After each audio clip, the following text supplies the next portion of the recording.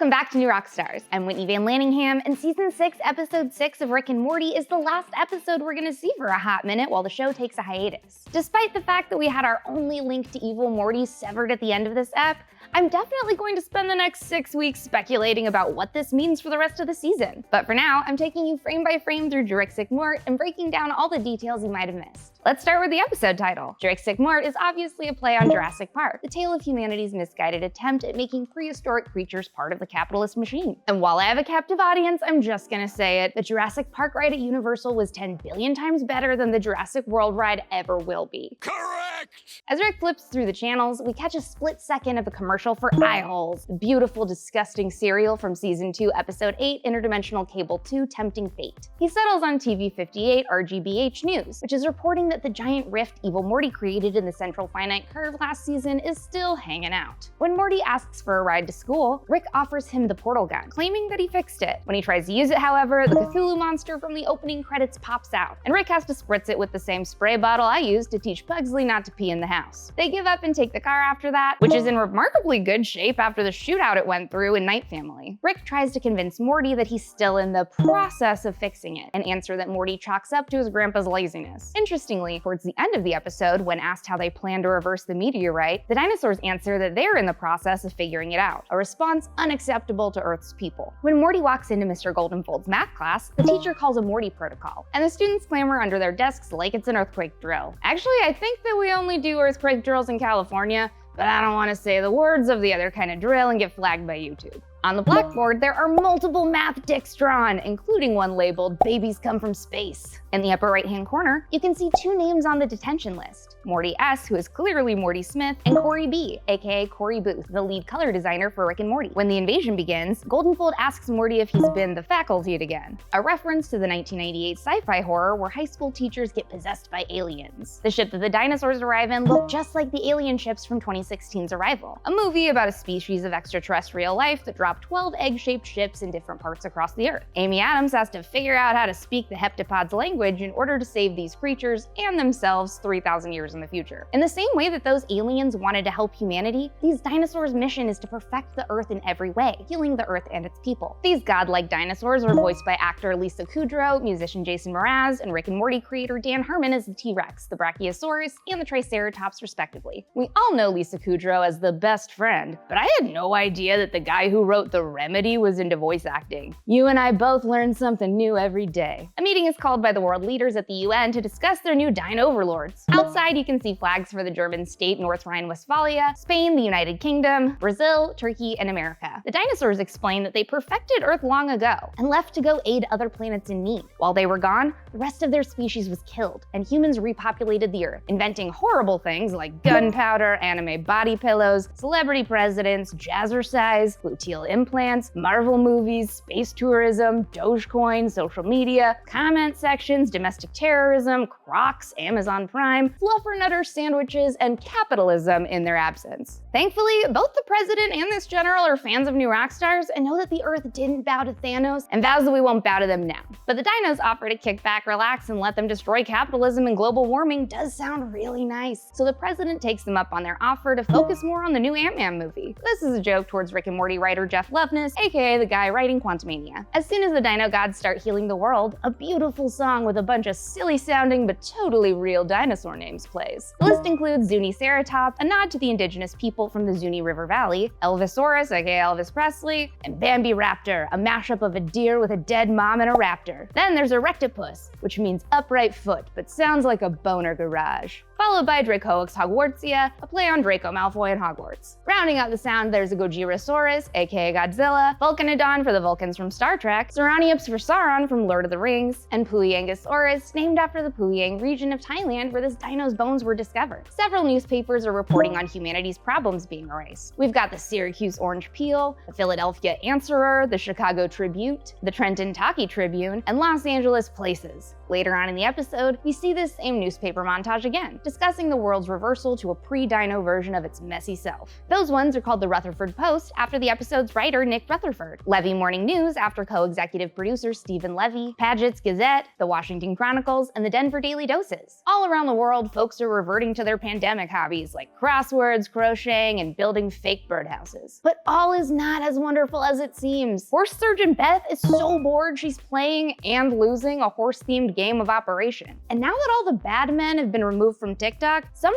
has nowhere to post her dance videos. I love the little detail that when she throws her phone at the wall, you can see a dent made in the plaster. The only person truly thriving is Jerry, who's an absolute expert in doing nothing. He seizes the moment to sprint to his office and print a copy of his manuscript titled Never Trying, Never Fails, hoping that it'll speak to the lost masses. The title of this book definitely sounds like a Yogiism. Yogi Berra, a baseball player from the 40s, had a series of unintentionally brilliant quotes and malapropisms recorded throughout his lifetime. For example, "It ain't over till it's over," and "Always go to other people's funerals, otherwise they won't go to yours," are popular quotes originated by him. In Jerry's office, we see his golf poster that reads "Life is rough" that's appeared in earlier episodes, along with Garfield desktop wallpaper and a bunch of computer documents. His folders are labeled Forgotten Stuff 2, Delete This, and Titanic locations, calling back to Jerry's love of the Titanic from season 1, while also implying that he has some conspiracy theories as to where it really sank. He also has a series of files in there, like an MP4 titled Beekeeper's Delight, a video of pandas falling, pictures of a snake in a miniskirt, and an ugly dog. And my personal favorite, Kama Sutra for Middle-Aged Men ebook. When he finally finds his manuscript draft, there are 3 different documents labeled Final, Final, Final, and Final, Final, Final, which is truly how every single writer on this planet, especially at New Rockstars, labels their scripts. Jerry's book intro explains that he's not an athlete or a star in any way, but he is capable of sitting down and writing the book you're holding, so trust him. He also explains his family, noticeably leaving Rick out of his description. That's cold.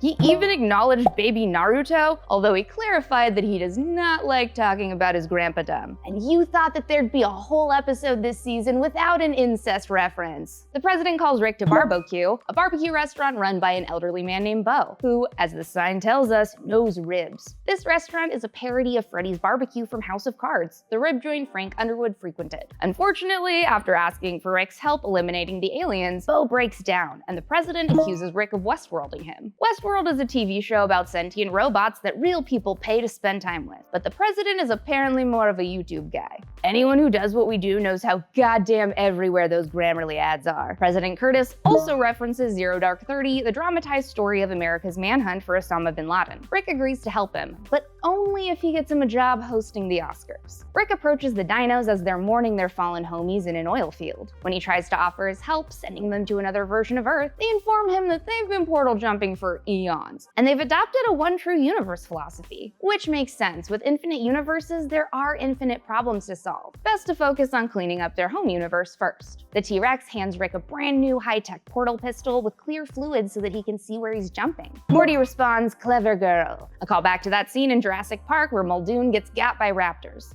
Ooh-wee! You're telling me to stop the video when I'm so full of G Fuel that I can't? If you like Rick and Morty, staying hydrated and feeling alert and energized, have I got news for you. Now you can pick up the G Fuel Unstable Portal Fluid Collector's Box inspired by Rick and Morty. This sweet, juicy, sour strawberry limeade blend will hit the spot whether you're tuckered out from a fun day at Jerry Burrie or just, thirsty in general. The collector's box comes with a tub and a shaker cup. The tub has a bunch of fan favorite characters like Mr. Meeseeks and Mr. Poopy Butthole and other fun Rick and Morty references. Inside the tub, you've got antioxidants, focus aminos, vitamins, and other good stuff to get you jump started on your day. G Fuel also has all kinds of fun energy and hydration formulas, including ones branded around the other content you love. Click the link in the description and use code NEWROCKSTARS to get 30% off your order. Thanks to G Fuel for sponsoring this video. Uninterested in any help that Rick and Morty could offer them, the dinosaurs teleport them back to the garage, Dr. Manhattan style, as depicted in the film adaptation of Watchmen. On Rick's desk, you can see the Mind Blower helmet from season 3, episode 8. And yes, since you're wondering, Morty was right. Rick did have his fly down during that entire scene. Back home,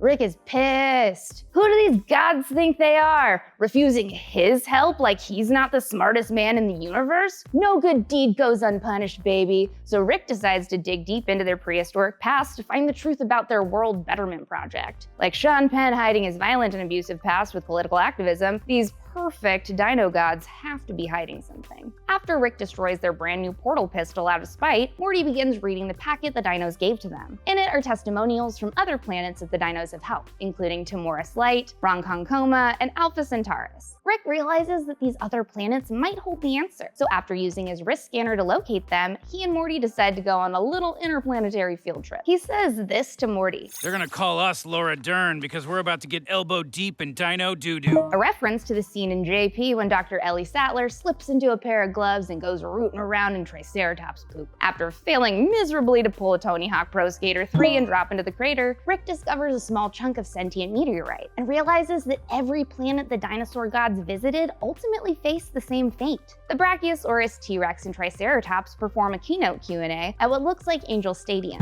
due to the waterfall peeking out just behind the Jumbotron. If you ever visit California, check it out. It's super weird because Coors Light usually advertises just above the falls, and I like to believe that the fountain is just filled with stadium beer. Although they introduce Jerry's book to the masses, they fail to credit him as the author, and Rick crashes the stage with the new information he's gathered. Rick explains to the crowd that as the dinosaurs grew more enlightened, a separate, equally evil entity was formed. These giant meteorites would seek and destroy the planets they had just perfected and left behind, forcing each world civilization to start over from the primordial soup. This species is inspired by the moon from The Legend of Zelda: Majora's Mask. Now, one of these meteorites is headed straight for Earth to destroy everything these guys have worked so hard to build. As soon as the audience learns this, they begin throwing shit on stage, including bricks, plants, pizzas, knives, ninja stars, tomatoes, CD-ROMs, water bottles, rocks, banana peels, and cups. The dinosaurs begin their talk show apology tour with Anderson 360, where they admit that they still don't have a plan. They're torn! If they destroy the meteorite, they'll be committing violence against another sentient life form, something that these vegans swore off long ago. If they leave the planet, humanity will once again devolve into darkness, undoing their hard work and dooming themselves to more and more Marvel movies. When they appear on the Joe Rogan Experience, Joe is wearing a DMT Rex shirt and drinking a CBD water, a nod to two things he will not shut up about. By the time they reach the Wendy Williams show, the trio announces that they're leaving the planet for good, which will hopefully draw the meteorite away from Earth. Once again, we get another cheering around the world montage, this time as the world spins backwards into chaos. There's rioting in the streets, capitalism is in full force, business guys are repairing their ties and going back to work, old dinosaur statues are destroyed, and a street is renamed Dino Sucks Avenue in their dishonor. As this all goes down, we hear another song, this time listing all the problems in the world, including the 1989 Exxon oil spill, the asbestos contamination of Libby, Montana, type 2 diabetes, the Deepwater Horizon oil spill, Garbage Island, and the extinction of honeybees. Back at Bo's, the president is on Molly, and on the TV at the bar, you can see a broadcast of the dinosaur ships departing. Although he got Rick that Oscar gig, Rick refuses to bring him as a +1. As Rick hosts the 95th Annual Academy Awards, a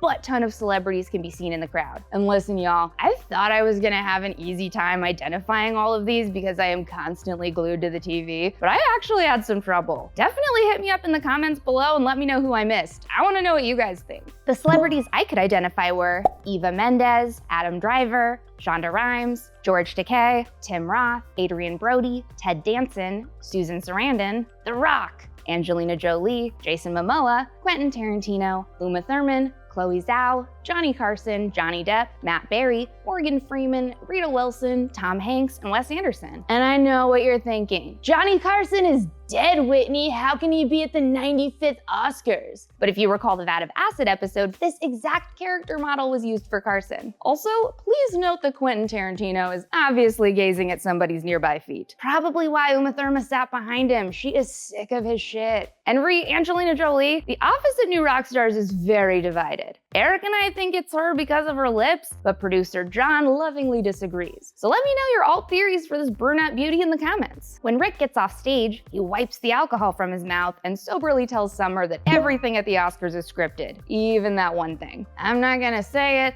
but I think we all know what thing he's talking about. Beth and Space Beth run into the dressing room, excited to have scored swag bags with gift cards to Sprinkles cupcakes in them. But Rick has to quit his dream gig when his granddaughter tells him that the dinosaurs are just standing on Mars with their dicks in their hands. You could say that, Jason Mraz Brachiosaurus is waiting for his meteorite to come. Rick flies his ship to Mars because he still hasn't fixed portal travel and tells the dinosaurs Elon must be damned, we're blowing up Mars. He's even dino-proofed his tech so that they can't Dr. Manhattan him back to Earth while they wait for their entire species to be wiped out. After playing a game of Virtue Chicken, the T-Rex destroys the meteorite, the first violent act committed by dinosaurs in millennia. Rick tells them that they're not allowed to die just because they're smarter than everyone else, a reference to David Foster Wallace, a complicated genius writer who took his own life. In retaliation for saving them against their will, the dinosaurs use their ship to seal the rift in the central finite curve, enraging Rick. I'm like, oh yeah, buddy? This ruined your week? You're not the one who just got a million theory video ideas cut off halfway through the season. Come on, guys. Mama could have really used that sweet 3-episode canonical arc. All jokes aside, this isn't the first time that the Rick and Morty writers faked us out by telling us that they weren't going to expand any further on certain storylines. I don't believe them. That rift was far too juicy a plot device to trash in 30 seconds, and there's no way it's staying closed. And it turns out that Rick's old portal gun isn't dead yet either. After exploding the garage, he pulls a hat wearing a human on its head out of another dimension, and kicks off what promises to be a fresh batch of shenanigans. Classic episode, Morty. Portaling in, wrecking shit, portaling out, Morty. Including making his grandson interdimensionally barf from portal to portal. He whips out Morty's boob world hat and takes his grandson on a well-earned vacay to Areola Week. Back in the Smiths' home, the family's watching forest fires rage on the news, and Summer asks if she can turn the AC on because global warming is back in the game. Space Beth is clearly still hungover from the Oscars and sucking down a Bloody Mary. Summer announces that she has a new TikTok follower named